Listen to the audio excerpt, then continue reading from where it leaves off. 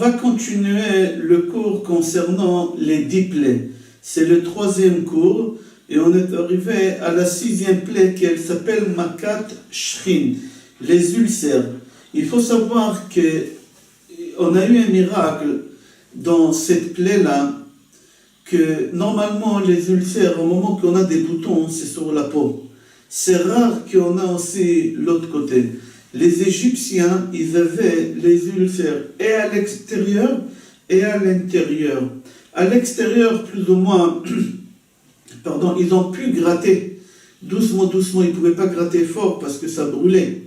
Mais au moment que ça a gratté à l'intérieur, c'était une souffrance horrible. Ils ne pouvaient pas gratter à l'intérieur. Là-bas, au moment que les Égyptiens, ils avaient cette plaie-là, ils voulaient gratter dans leur dos, mais ils n'arrivaient pas à gratter dans le dos. Qu'est-ce qu'ils ont fait? Le Midrash dit qu'ils ont fait des cercles. Et un, il grattait le dos à l'autre.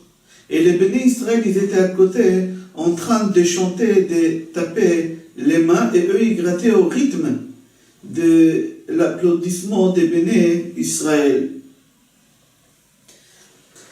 C'est connu que celui qui, Chas v'Shalom, il avait une maladie et qu'il a guéri, il est sensible de retomber encore et d'être contaminé à nouveau avec cette maladie. Et c'est pour ça on fait tout pour l'éloigner des gens qui ont cette maladie pour qu'ils ne soient pas contaminés. Moshe Rabbeinu, il a été contaminé de cette maladie. Au moment qu'Akadosh Baruch Hu, il a dit à Moshe Rabbeinu d'aller chez Paro et de lui demander de laisser partir les bénis Israël, Moshe Rabbeinu, il a demandé à Akadosh Baruch Hu, il faut donner des signes. Akadosh Baruch Hu, il a dit, mets ta main ici. Et il a retiré Moshe sa main, et il était avec la même maladie que les Égyptiens, ils ont eu.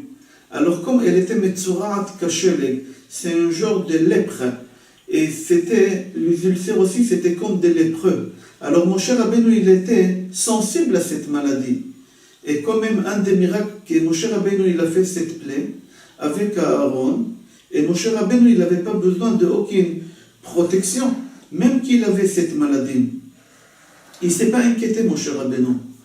Pourquoi Kadosh Baruch Hu leur a donné cette maladie des ulcères? Parce qu'ils ont obligé aux bénis Israël de leur chauffer de l'eau chaude et de refroidir de l'eau froide. Ça ne servait à rien de chauffer de l'eau chaude et ça ne servait à rien de refroidir de l'eau froide. Mais pour embêter les bénis Israël, quand ils voyaient que les bénis Israël ne faisaient rien du tout, et ça ne plaisait pas aux Égyptiens, ils voulaient faire travailler tout le temps les bénis Israël, même pour rien, alors ils leur disaient, prends ce verre d'eau, refroidis-le. Il obligeait les bénis Israël. Alors Akadosh Baruch Hu, il leur a donné une maladie qu'on ne peut pas se laver ni avec de l'eau chaude, ni avec de l'eau froide. Deuxième raison, parce qu'ils ont frappé les bénis Israël avec des fouets jusqu'à ce que leur corps il était abîmé et comme des lépreux, ils étaient avec les coups de fouet que les Égyptiens leur donnaient. La troisième raison, parce que les Égyptiens, ils ont interdit aux hommes d'aller avec leurs femmes.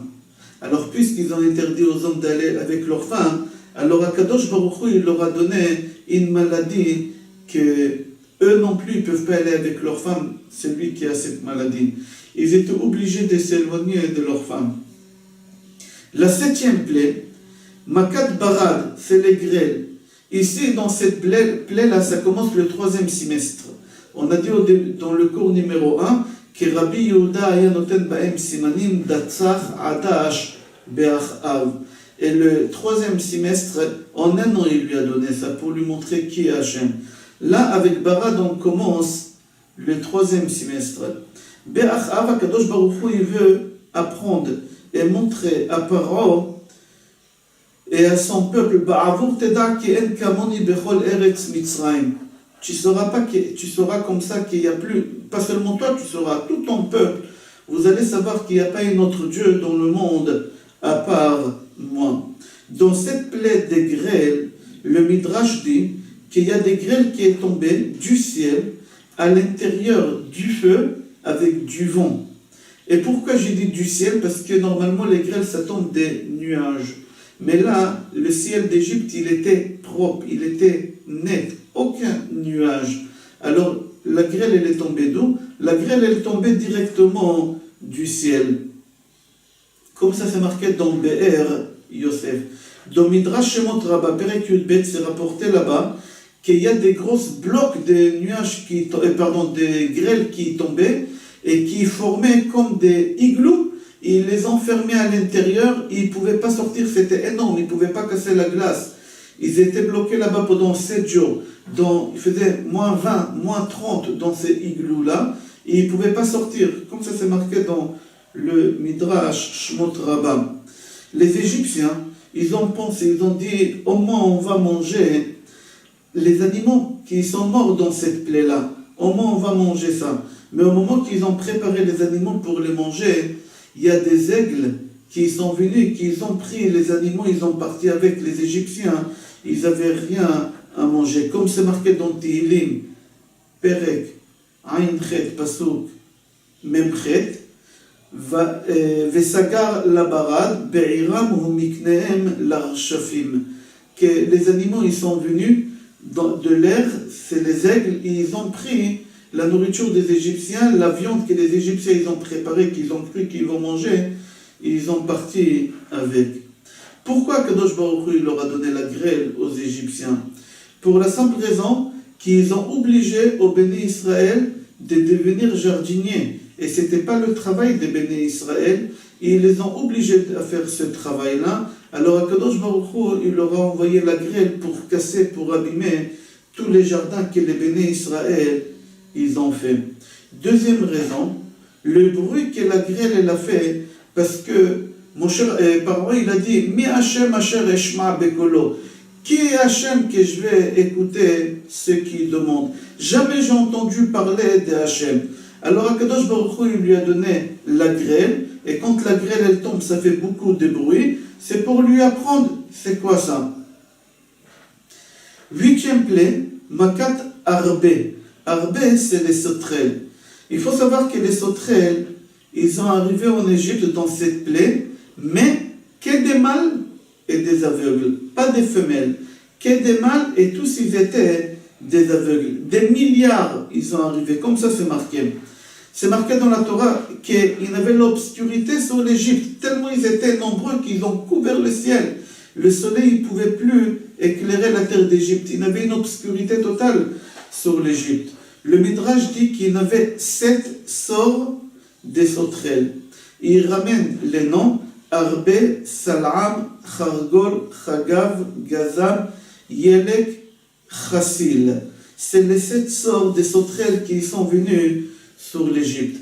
La question qu'elle se pose, pourquoi des sauterelles aveugles? Parce qu'Akadosh Baruch Hu, il a voulu que les sauterelles mangent toute la récolte chez les Égyptiens.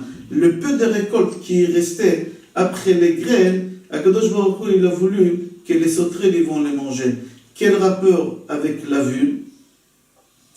Il y a un proverbe talmudique qui dit que l'aveugle il mange beaucoup plus que le voyant. Pourquoi? Parce qu'on mange avec les yeux. Dès qu'on voit beaucoup dans un plat, ça nous coupe l'appétit. On n'a pas envie de manger.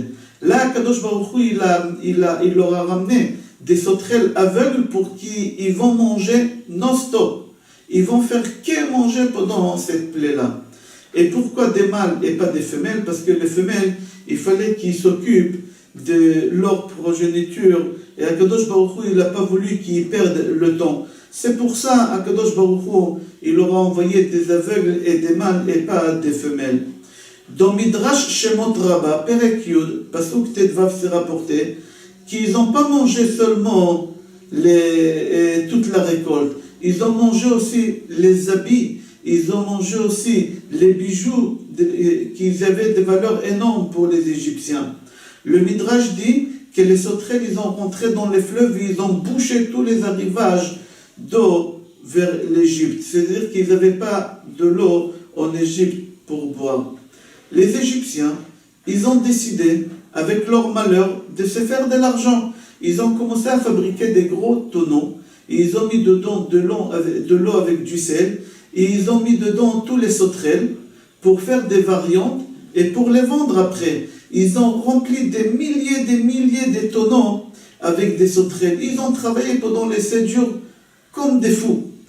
À la fin, quand la plaie est partie, ils ont voulu vendre les sauterelles qu'ils ont fait en variante, au moment qu'ils ont ouvert les tonneaux, ils ont vu que les tonneaux ils étaient vides, ils ont travaillé pour rien. Au moment qu'Akadosh Baruch Hu, il a fait partir les sauterelles d'Égypte, il a fait partir tous les sauterelles, même ceux qu'ils ont mis dans des bocaux, même ceux qu'ils ont mis dans des tonneaux, il restait rien du tout. Comme c'est marqué, Lo nishar mehem echad. J'ai trouvé ça dans Midrash Tanchuma Va'era, Perek Yud Be'ed. Dans cette plaie-là, c'est la première fois c'est marqué Vayemaher, que Paro il a couru vite vers Moshe et Aaron pour leur dire Chatati la Hashem Elokechem velachem. Vite, enlève-moi cette plaie-là. Pourquoi Kadosh Baruch Hu leur a donné les sauterelles? Pour la simple raison parce qu'ils ont obligé les béné Israël de leur faire pousser tout ce qui est légumineux. Et à l'époque, c'était très dur dans un pays aussi chaud que l'Égypte et une terre aussi mauvaise que l'Égypte de faire pousser les légumineuses. Alors, à Kadosh Baruch Hu, il leur a ramené les sauterelles qu'ils ont mangé, tous les sorts des mini-légumes qu'ils avaient, que les béné Israël, ils ont plantés. Deuxième raison, parce qu'ils ont voulu que les béné Israël, ils n'auront pas la bracha qui Akadosh Baruch Hu, il a dit à Abraham Avinu, harba et zara'acha, je vais multiplier tes descendances. Et en langage biblique, je vais multiplier, c'est les mêmes mots que les sauterelles, harbe et zara'acha. Alors eux, ils ont voulu faire en sorte que les béné Israël, ils ne vont pas se multiplier. Alors Akadosh Baruch Hu, il leur a donné cette plaie-là. Makat Rocher, la 9e plaie, les ténèbres, l'obscurité. Il faut savoir que cette plaie-là des ténèbres, elle était en deux parties, elle était divisée en deux parties. 3 jours, obscurité simple. La lune, elle n'a pas éclairé, le soleil, il n'a pas brillé sur la lune elle n'a pas éclairé, les astres, ils n'étaient pas là. Une obscurité totale sur l'Égypte.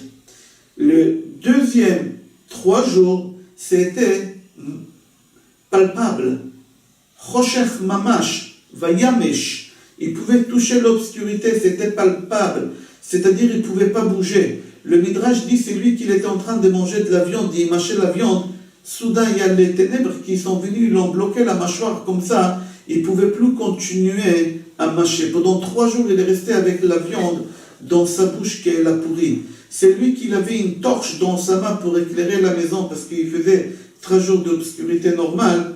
Et là, il ne pouvait pas ouvrir pour jeter la torche et la torche, elle lui brûlait la main pendant ces 3 jours.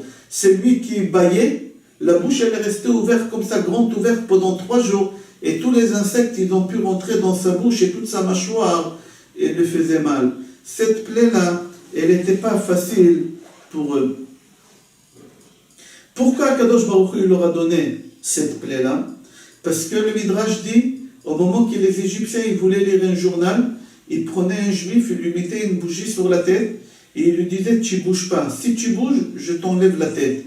Et les juifs, ils restaient comme ça, le temps que la bougie, elle restait allumée 3 heures, 4 heures, ils ne bougeaient pas. Alors Kadosh Baruch Hu, il leur a donné le ténèbre. Comme ça, c'est marqué dans le Midrash à Gadol.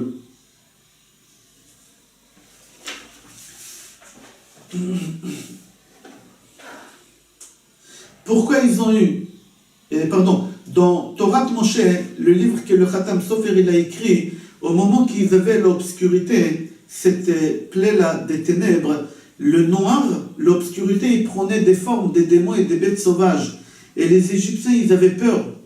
Ils avaient peur parce qu'ils voyaient dans l'obscurité des bêtes sauvages qui venaient vers eux. Ou ils voyaient des démons. Comme ça, c'est marqué dans le livre de Khatam Sofer Torah Moshe. La question est pourquoi Kadosh Baruch Hu leur a donné cette plaie-là? La première raison, tout simplement parce qu'ils ont fait en sorte que les enfants juifs vont grandir dans le noir. Les mamans juives, quand ils accouchaient leurs enfants, ils les cachaient dans des grottes. Il faisait noir là-bas. Alors Akadosh Baruch Hu, il leur a fait vivre le noir pendant ces jours. Aussi, les femmes juives, au moment qu'ils accouchaient, ils avaient peur que ce soit un garçon. Alors les Égyptiens, ils vont leur prendre. Alors toutes les femmes juives, ils accouchaient dans l'obscurité en cachette. Troisième raison, Parce qu'il y a des juifs, des mécréants, qui n'ont pas voulu sortir d'Égypte. Ils savaient que c'est à la fin, on est vers la sortie. Ils n'ont pas voulu sortir d'Égypte. Ça leur a plu, ils se sont habitués. Ça fait des générations et générations, ils sont esclaves. Et pour eux, c'est comme ça doit continuer, il n'y a pas mieux. Alors Akadosh Baruch Hu, il a tué ces gens-là dans l'obscurité, comme ça les Égyptiens, ils ne voient pas qu'il y a des Juifs aussi qui meurent. Dans Shemot Rabbah, paracha, dans notre paracha, dans Perek Yudalek, Pasuk Gimel, c'est rapporté là-bas, pour que les bénis, et même c'est rapporté dans Rashi chez nous, qu'Akadosh Baruch Hu, il a fait exprès pour que Béni Israël ils puissent rentrer dans les maisons égyptiennes pour fouiller où ils cachent leurs bijoux et tous les ustensiles. Comme ça, à la sortie d'Égypte, les Béni Israël ils demandaient à leurs voisins tel habit, tel ustensile ou tel bijou, et les Égyptiens ils disaient j'ai pas. Et les Juifs ils disaient oui, là-bas dans les tiroirs, dans l'armoire marron, au troisième tiroir là-bas sous les draps, tu caches tes bijoux, etc. Et l'Égyptien il était obligé de leur donner.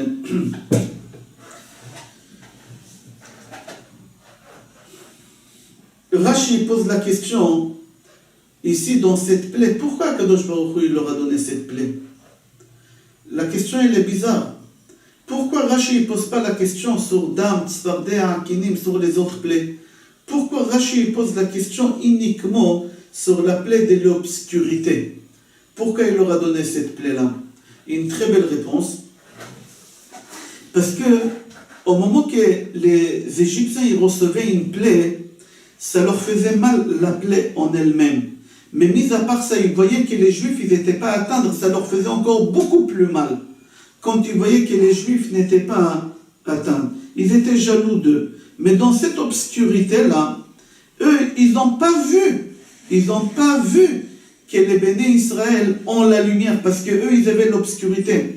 Alors dans cette plaie-là, ils ne pouvaient pas avoir double mal comme ils avaient dans les autres plaies. Alors Rashi dit, pour que les Juifs ils puissent aller chercher dans les maisons égyptiennes, et pour tuer les Juifs qui n'ont pas voulu sortir.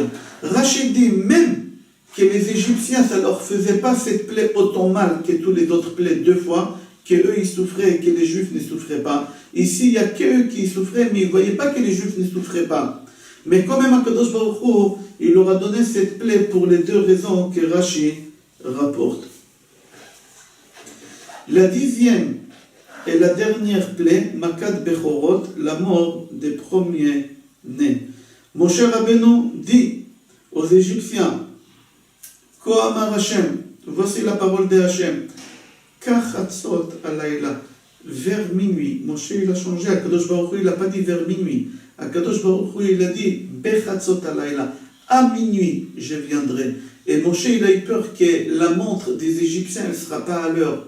Alors Moshe il n'a pas pris le risque, il leur a dit vers minuit, Hachem il va venir en Égypte et il va tuer tous les premiers-nés égyptiens. Depuis le premier-né Paro, qui est assis sur son trône, jusqu'à le premier-né de la servante. Même les animaux même les premiers-nés des animaux, Akadosh Baruch Hu il va tuer. Et il y aura un cri énorme en Égypte que jamais on a entendu un cri pareil, et on n'entendra jamais un cri pareil. Aucun chien il va aboyer. Tout ça pourquoi les mantes et dans Asher, Akadosh Baruch Hu, il fait la différence entre Mitzrayim et Béné Israël. Et à minuit, qu'est-ce qui s'est passé? Akadosh Baruch Hu, il a frappé tous les premiers-nés égyptiens, comme prévu. Même dans toutes les maisons égyptiennes, il n'y avait pas une maison qui n'avait pas des cris, qui n'avait pas des pleurs. Vayakom Paro Laïla, Paro il s'est levé au milieu de la nuit, il savait qu'il va avoir la mort des premiers-nés, et quand même il est monté au lit dormir, on dirait qu'il ne va rien se passer, ce mécréant-là. On dirait qu'il ne va rien se passer. Et là, quand il a vu que vraiment ça a passé, il s'est levé, lui et tous ses serviteurs, et Vati Tza'aka Gdola B'Mitzrayim Ki En Bait Asher En Shamet. Il avait un cri énorme parce qu'il n'avait pas une maison en Égypte, qu'il n'avait pas un mort là-bas. Vaikra le Moshe et Aaron Laïla. Il a appelé Moshe et Aaron la nuit. Vayomer Kumutsu mitoch ami gam atem gam bnei Israël velecho ivdu et Hashem kedaberchem. Partez, partez, tous les bénis Israël, tout le monde, quand vous voulez, allez servir votre Dieu. Au moment que Moshe Rabbeinu prévient Paro que cette plaie, elle va arriver, alors on a entendu la parole de Moshe dans toute Égypte. Les premiers-nés égyptiens, ils ont dit quoi? On va mourir? On ne veut pas mourir. Ils ont parti voir Paro, ils lui ont dit, libère les bénis Israël. On ne veut pas mourir. Paro, il leur a dit, je ne vous écoute pas, je ne libère pas les bénis Israël. Les Égyptiens premiers-nés, ils ont pris les épées, ils ont commencé à tuer les parents, les soldats. Ils ont fait là-bas une révolution en Égypte. Et ils ont tué 600 000 Égyptiens. Comme ça, c'est rapporté dans Yalkut Teilim, Remez Taf Pei Gimel. Et c'est pour cela, dans tous les plaies, c'est marqué Dam, Tzfardea, Kinim, Aro. C'est pas marqué Makat Dam, Makat Tzfardea, Makat Kinim. Que dans cette plaie-là, c'est marqué Makat Bechorot, la plaie des Bechorot. Pourquoi on dit Makat et après on dit Bechorot? Pour la simple raison qu'ici, ils avaient deux plaies. Une plaie, c'est que les premiers-nés, ils ont tué déjà 600 000 avant que la plaie elle commence. Ils ont tué 600 000. Et à part ça, la plaie elle-même, elle a tué tous les Égyptiens. À minuit, Akadosh Baruch Hu, il est sorti vers l'Égypte, il a tué tous les premiers-nés, il les a tués et ils ont pourri tout de suite. Ça faisait très très peur. C'est pour ça aussi, il y avait des cris énormes en Égypte. Akadosh Baruch Hu, il a ramené tous les anges qui ramènent la mort, Malaché Chabala on les appelle, qui frappaient, qui faisaient mal aux Égyptiens, qui n'étaient pas premiers-nés. Les premiers-nés, on les tuait, mais les autres qui n'étaient pas premiers-nés, ils recevaient des coups, mais ils ne savaient pas d'où. Dans le Midrash, c'est rapporté que même les femmes égyptiennes qui étaient enceintes, les bébés, ils tombaient, ils mouraient. Ils n'avaient pas un premier-né ou un plus grand de la maison qui ne mourait pas.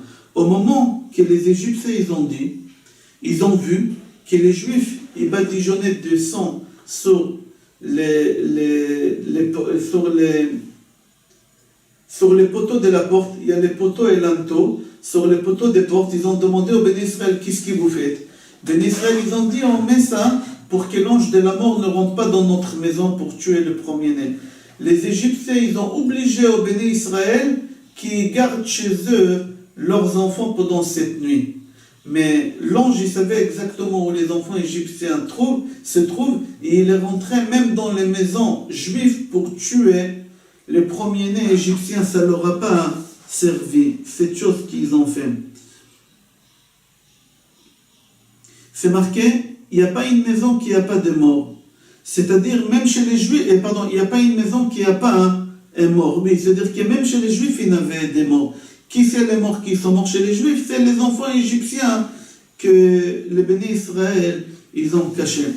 Chazal raconte dans un midrash qu'il y a une femme, elle est partie voir Moshe, et elle lui a dit, chez moi à la maison, c'est impossible qu'il va y avoir un cri. Parce que j'ai perdu mon mari, et j'ai perdu mon fils, je suis seul au monde, il n'y a personne qui va mourir. Moshe Rabbeinu, il lui a dit, ça va commencer chez toi, les cris. Puisque tu parles comme ça, les cris vont commencer chez toi. Et vraiment, les cris, ils ont commencé chez elle. Pourquoi? Pour deux raisons. Première raison, les Égyptiens, ils avaient une habitude que l'enfant premier-né, il dessinait son image sur le mur au salon. Pour eux, c'était tellement important, les premiers-nés, qu'ils dessinaient leur enfant premier-né au salon. Les riches en or, ils dessinaient, les moins riches, ils dessinaient en argent, et les moins riches, ils dessinaient avec peinture de l'huile, ou peinture à l'eau, etc. Mais dans chaque maison égyptienne, au salon, ils avaient la peinture de leur enfant premier-né. Cette femme-là, son mari, il est mort. Son fils premier-né, il est mort. La seule chose qu'elle a en monde, c'est son image sur le mur. Qu'est-ce qui s'est passé? Même les images des premiers-nés, ils ont fondu. Même les images. Et elle a vu que l'image de son fils, la seule chose qu'elle a au monde, elle s'en va. Elle a commencé à crier. Le Midrash dit qu'elle a continué à crier, que toutes les maisons que les premiers-nés, ils sont morts il y a longtemps, ils étaient enterrés il y a 2 ans, il y a 10 ans, il y a 15 ans, les chiens, ils partaient déterrer les morts et ils ramenaient les morts jusqu'à leur maison.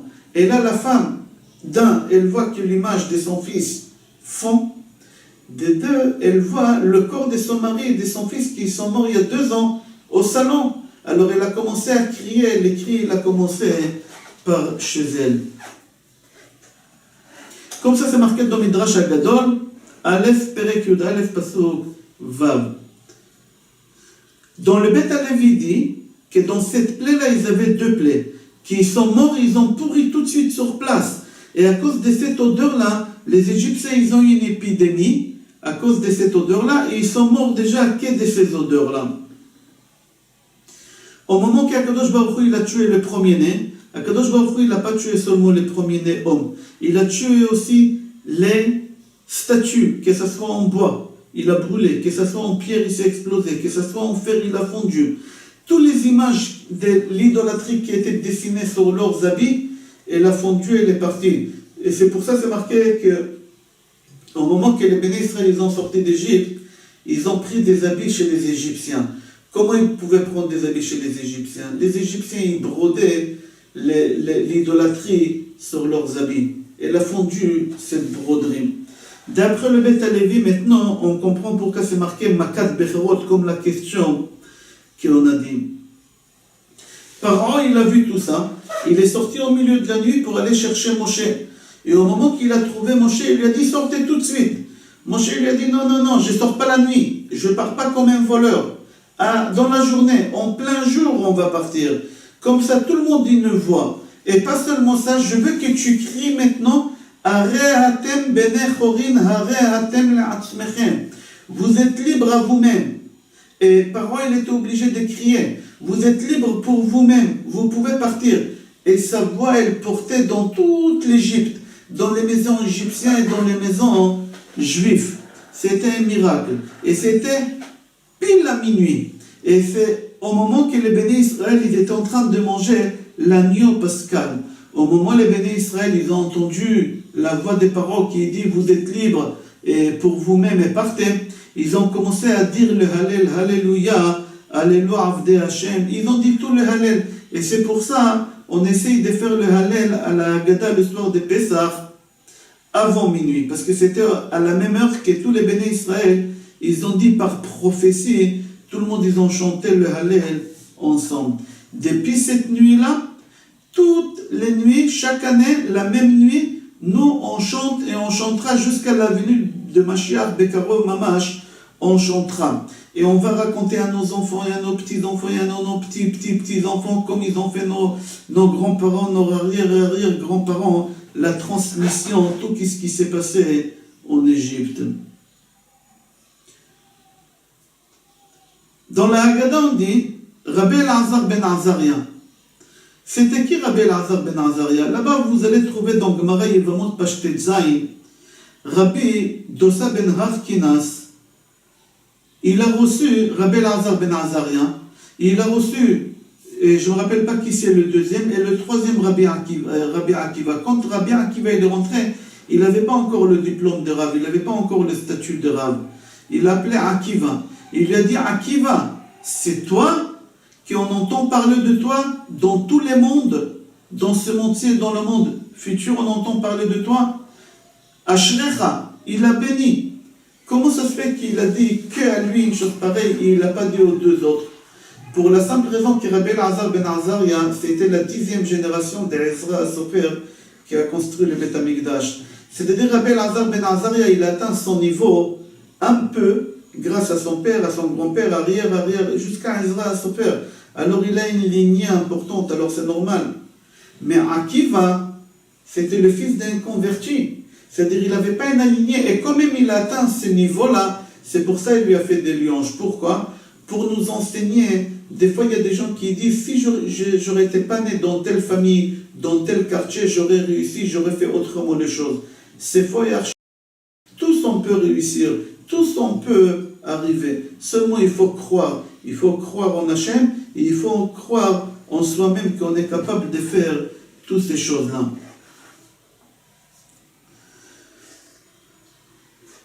Je vous souhaite Pesach Kasher Vesameach, Besorot Tovot, Yeshurot Venechamot et Kol Tov.